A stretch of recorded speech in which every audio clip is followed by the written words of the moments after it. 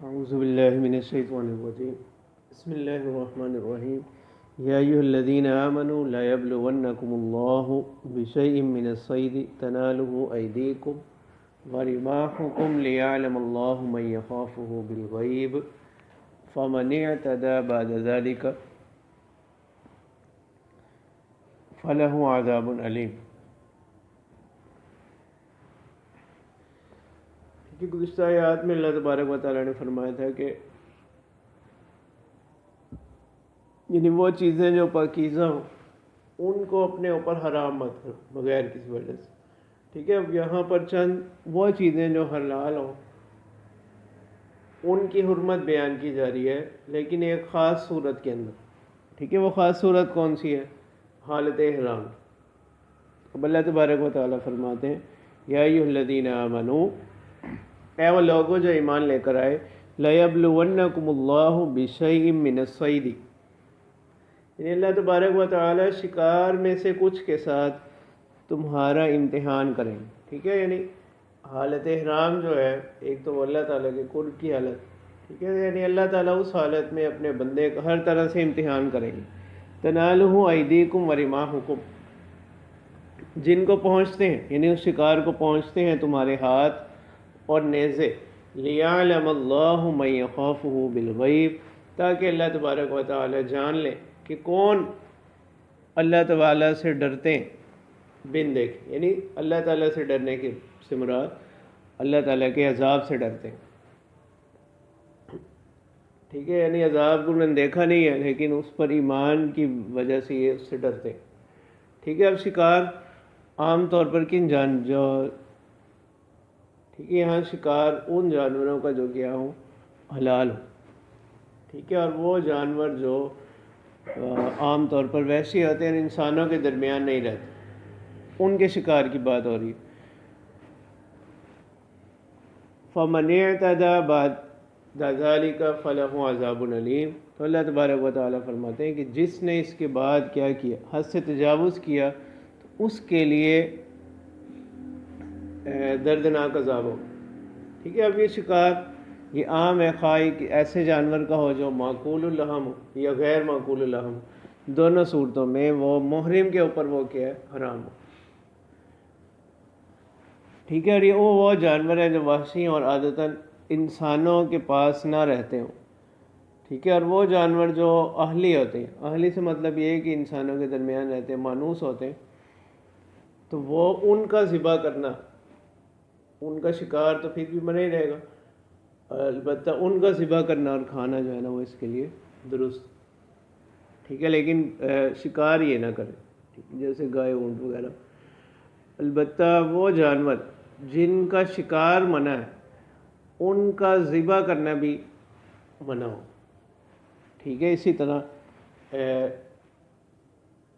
یہ تو دلالت النص کی بات ہوگی نا، اسی طرح بطور اشارہ کہ اس سے یہ بھی معلوم ہوا کہ شکار نہ صرف شکار کرنا بلکہ جو ہے نا اس میں دلالت علی الصید، ٹھیک ہے۔ کوئی اور شخص شکار کرنے کے لیے نکلا ہوا ہے، اب یہ حالت احرام میں ہے، یہ کیا کرے، اس کی رہنمائی کر دے یا اس کی کسی اور طریقے سے مدد کرے، تو یہ بھی ممنوع ہے محرم کے لیے۔ یا ایھا الذین آمنوا لا تقتلوا الصید، ٹھیک ہے، یہ قتل اس سے استدلال کہ اے وہ لوگوں جو ایمان لے کر آئے، لا تقتلوا الصید وانتم حرم، کہ شکار کو قتل نہ کرو جب تم حالت حرم میں جب تم حالت احرام میں ہو، ٹھیک ہے۔ وہ وہی بات ہو، شکار چاہے کیا ہو، معقول اللحم ہو یا غیر معقول اللحم ہو۔ اسی طرح قتل کا جو ہے نا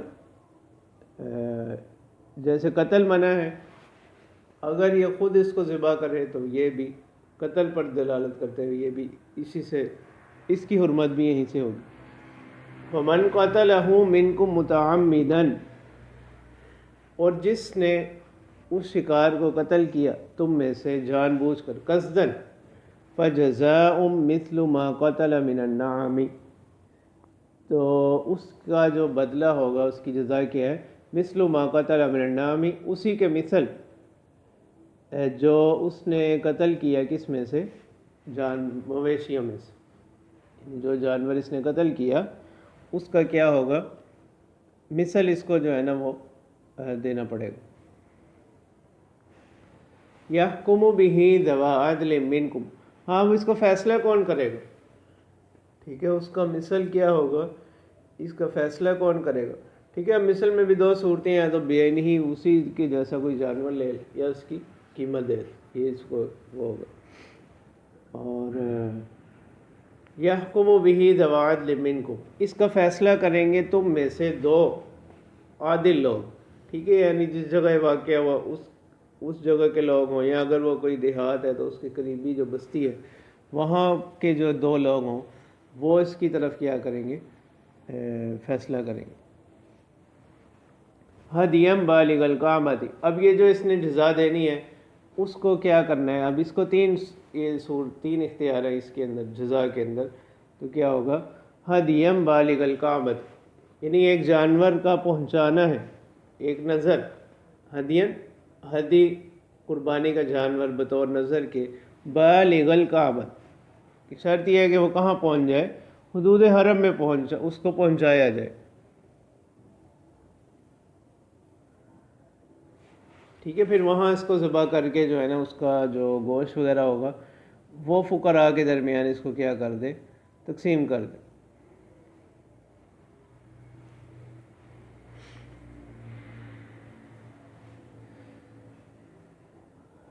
اور او کفارۃ طعام مساکین، یا کفارہ ہوگا، اتنی جو قیمت ہے نا اس جانور کی جو قیمت ہے اس کے بقدر یہ کیا کرے، کفارہ ہے ہوگا اس پر، طعام مساکین، مساکین کو کھانا کھلانا، ٹھیک ہے، ایک کو آ جائے، جتنا کو بھی آ جائے اتنی قیمت میں اتنے مساکین کو کیا کرنا، کھانا کھلانا، یا یعنی، اور یہ اس کی کم از کم مقدار کتنی ہوگی، جو صدقہ فطر کی مقدار ہوتی، اس نے جو جانور قتل کیا ہے، شکار کیا نا، اس کی قیمت لگائی جائے گی، ٹھیک ہے۔ اب یا تو یہ اسی قیمت کا کوئی جانور خرید کر وہاں پہنچا دے اور اس کو ذبح کر کے اس کا گوشت جو ہے نا وہ مستحق لوگوں میں بانٹا جائے گا، ایک صورت تو یہ۔ دوسری صورت یہ ہے کہ اس کی قیمت کے بقدر جو ہے نا وہ اس پر کفارہ ہوگا، تو ابھی کیا یعنی بطور کفارہ کہ یہ اتنی قیمت کے اندر چند مساکین کو کھانا کھلا دے، ٹھیک ہے، یعنی صدقہ فطر کی جو مقداریں ہیں ان کے حساب سے فی مسکین کو یہ کیا کرے، کھانا کھلا دے۔ اچھا، او عدل ذالک صیامن، یا اس کے برابر روزے، یعنی اس کو جتنی رقم ملی تھی نا اس میں 20 مسکینوں کو کھانا کھلا سکتا تھا صدقہ فطر کے کم از کم مقدار کے اعتبار سے، ٹھیک ہے۔ تو اب یہ کیا کر لے گا پھر، او عدل ذالک صیامن، یہ اس کے بقدر برابر کیا کرے، روزے رکھ لے، یعنی فی مسکین ایک روزہ، فی مسکین جو ہے نا وہ ایک روز، تو یہ تین صورتیں اس کی بنے گی، ٹھیک ہے۔ جب اس نے شکار کیا تو اس کی قیمت لگائی جائے گی، ٹھیک ہے، اور البتہ اس میں فرق ہے کہ اگر وہ جانور جس کا شکار کیا گیا وہ ایسا جانور ہے جس کا گوشت نہیں کھایا جاتا، تو عام طور پر اس کی قیمت جو ہے نا وہ ایک بکری سے زائد نہیں ہوگی، ٹھیک ہے، اس سے زیادہ قیمت اس پر واجب نہیں ہوگی۔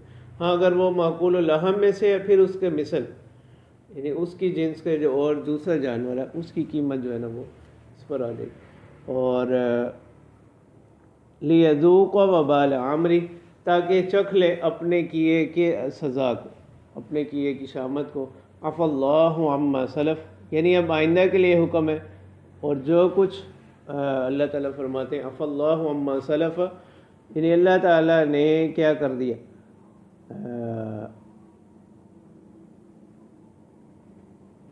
عما سلف یعنی جو گزر چکا اس سے اللہ تعالیٰ نے کیا کر دیا، معاف کر دی۔ ومن عاد فینتقم اللہ من، یعنی پہلے تو جو کچھ ہو چکا ہو گیا، لیکن اب جو دوبارہ کیا کرے گا، ومن عاد، جو دوبارہ ایسا کرے گا، فینتقم اللہ من، تو اللہ تبارک و تعالیٰ اس سے کیا کریں گے، انتقام کریں گے۔ اور واللہ عزیز ذو انتقام، اور اللہ تبارک و تعالیٰ کے ہیں زبردست انتقام والے۔ احل لکم صید البحر وطعامہ متاعا لکم وللسیارہ، ٹھیک ہے۔ اب یہ استثناء آ گیا اس کا کہ حلال قرار دیا گیا تمہارے لیے صید البحری، کس کا شکار؟ دریائی شکار، یعنی جو جانور دریا میں رہنے والے ہیں ان کا شکار جو ہے نا وہ کیا قرار دیا گیا؟ حلال قرار دیا گیا. اور وطعامہ، اور اس کا کھانا متاعا لکم، یعنی تمہارے نفع کے واسطے. تو یہ متاعا یہ کیا ہوگا؟ مفعول لہو. کیوں حلال کیا گیا؟ اس کی علت کیا ہے؟ متاعا لکم، تمہارے نفع کے واسطے.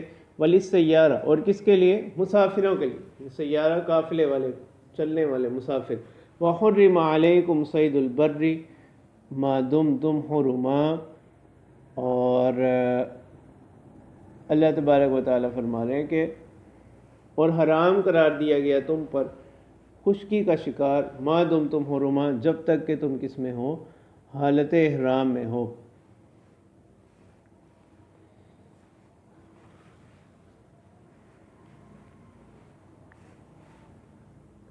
واتقوا اللہ الذی الیہ تحشرون، اور اللہ تعالیٰ سے ڈرتے رہو، اسی کی طرف تم جمع کیے جاؤ گے. ٹھیک ہے، اس آیت میں ایک تو شکار کی اجازت ہوگی، کس کی؟ دریائی شکار کی اجازت ہوگی. ٹھیک ہے، اور اسی طرح بعض احادیث میں وہ جانور جو موذی ہوں، نقصان پہنچانے والے ہوں، ان کے شکار کی اجازت بھی ہے حالت احرام کے لیے، یعنی وہ اس حرمت میں پھر شامل نہیں ہوں. جعل اللہ الکعبۃ البیت الحرام قیاما للناس والشہر الحرام والہدی والقلائد. اللہ تبارک و تعالی نے قرار دیا کس کو؟ الکعبہ، کعبہ کو. البیت الحرام، جو کہ گھر ہے کس کا؟ بزرگی والا، عظمت والا. قیاما للناس، لوگوں کے اطمینان کی جگہ، لوگوں کے سکون کی جگہ. والشہر الحرام، اور کس کو؟ حرمت والے مہینے کو. والہدیہ، اور کس کو؟ نیاز. والقلائد، اور کس کو؟ وہ جانور جن کے گلے میں کیا کر دیا جائے؟ پٹا ڈال دیا جائے.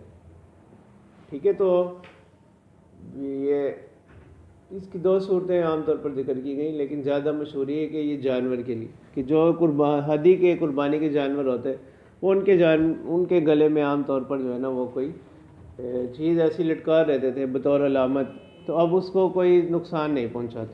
ٹھیک ہے، اسی طرح بعض نے بیان کیا کہ وہ جو ہے نا وہ جو شخص خود حج کے لیے نکلتا وہ اپنے گلے میں کوئی ایسی علامتی چیز، علامتی نشان پہن لیتے تب، تاکہ وہ راستے کے جو نقصان ہے نا اس سے کیا ہو جاتے؟ محفوظ ہو جاتے. ذالک لتعلموا ان اللہ یعلم ما فی السماوات وما فی الارض وان اللہ بکل شیء علیم. تو اللہ تعالیٰ فرماتے ہیں اس سبب سے تاکہ تم جان لو کہ بے شک اللہ تبارک و تعالیٰ جانتے ہیں جو کچھ آسمانوں میں ہے اور جو کچھ زمین میں. وان اللہ بکل شیء علیم، اور اللہ تبارک و تعالیٰ ہر چیز سے واقف ہے. اعلموا ان اللہ شدید العقاب وان اللہ غفور الرحیم، اور جان لو کہ بے شک اللہ تعالیٰ جو ہے نا وہ کیا ہے؟ سخت پکڑ والے، سخت سزا دینے والے ہیں. وان اللہ غفور الرحیم، یعنی مجرموں کو. وان اللہ غفور الرحیم، اور اللہ تبارک و تعالیٰ کے ہیں بخشنے والے، مہربان ہیں جو لوگ توبہ کر لیں، فرمانبرداری کے راستے پر چلیں. ما علی الرسول الا البلاغ واللہ یعلم ما تبدون وما تکتمون. ٹھیک ہے، اور مطلب یہ کہ اب جو ہمارے احکام آ گئے ان کی پیروی کرو، ان کی اطاعت کرو، اور رسول کی مخالفت نہ کرو، اس لیے کہ رسول کے ذمہ جو ہے نا صرف کیا ہے؟ پیغام پہنچانے. ما علی الرسول، علی کس کے لیے؟ لزوم کے لیے. یہاں پر ما علی الرسول، نہیں ہے رسول کے ذمہ الا البلاغ، مگر پیغام کو پہنچا دینا. واللہ یعلم ما تبدون وما تکتمون. ٹھیک ہے، اب مطلب یہ کہ رسول کے ذمہ جو کام تھا وہ انہوں نے پورا کر دیا، تو باپ کے لیے کوئی عذر نہیں رہ گیا. تو اب اللہ تعالیٰ فرما رہے ہیں کہ واللہ یعلم ما تبدون وما تکتمون، کہ اللہ تبارک و تعالیٰ جانتے ہیں جو کچھ تم ظاہر کرتے ہو، وما تکتمون، اور جو تم چھپاتے ہو. قل لا یستوی الخبیث والطیب ولو اعجبک کثرت الخبیث. اللہ تعالیٰ فرماتے ہیں کہ کہہ دیجئے کہ نہیں برابر ناپاک لوگ، الخبیث یعنی ناپاک، والطیب اور پاک، ولو اعجبک کثرت الخبیث، اگرچہ آپ کو تعجب میں ڈال دے، حیرت میں ڈال دے، کیا؟ کثرت الخبیث، ناپاک کی کثرت، ٹھیک ہے؟ تو مطلب یہ ہوا کہ یہاں پر جو کثرت ہے نا وہ کیا نہیں ہے، کوئی دلیل پسندیدہ ہونے کی نہیں ہے،